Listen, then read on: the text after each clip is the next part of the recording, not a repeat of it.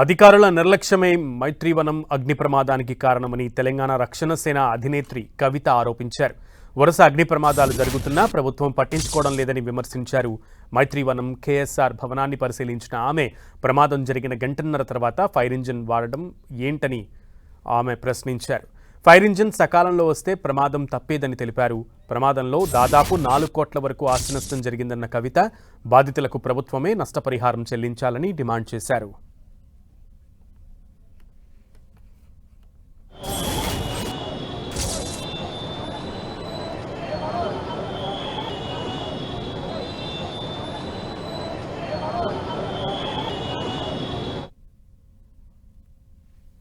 అగ్ని ప్రమాదం జరిగిన తర్వాత కూడా దాదాపుగా గంట బావు వరకు కూడా ఫైర్ ఇంజన్స్ రాకపోవడం అన్నది నిజంగా కూడా అధికారుల నిర్లక్ష్యానికి కారణం కనిపిస్తూ ఉంది.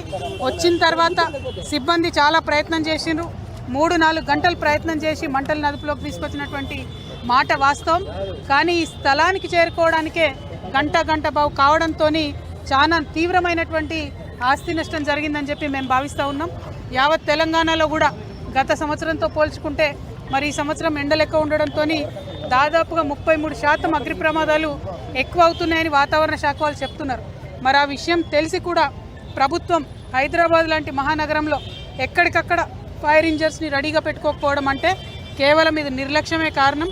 కాబట్టి ప్రభుత్వ నిర్లక్ష్యానికి ప్రభుత్వం వెంటనే నష్టపోయినటువంటి ఈ షాప్ యజమానులందరికీ కూడా నష్టపరిహారం చెల్లించాలి. ప్రభుత్వం వెంటనే మేల్కొనాలి.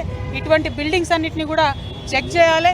మరి ముఖ్యమంత్రి గారే హోంమంత్రిగా ఉన్నారు, ఫైర్ డిపార్ట్మెంట్ కూడా వారి కిందనే ఉంటుంది. కాబట్టి ప్రత్యేకమైనటువంటి ఒక రివ్యూని కూడా ముఖ్యమంత్రి గారు చేపట్టాలి. ఏ జ్యూరిస్డిక్షన్లో ఫైర్ ఇంజిన్ ఎటు రావాలి, సిబ్బంది ఎటు పోవాలనేటటువంటి కన్ఫ్యూజన్ లేకుండా కూడా చేయాలి. ఎందుకంటే ఇక్కడ యాక్సిడెంట్ అయితే అమీర్పేట వాళ్ళు వస్తున్నారా, ఎస్ఆర్ నగర్ వాళ్ళు వస్తున్నారా, ఎర్రగడ్డ వాళ్ళు వస్తున్నారా అని జ్యూరిస్డిక్షన్ తెలియనటువంటి పరిస్థితి ఉంది. కాబట్టి తొందరగా చేరుకోలేకపోయినారు.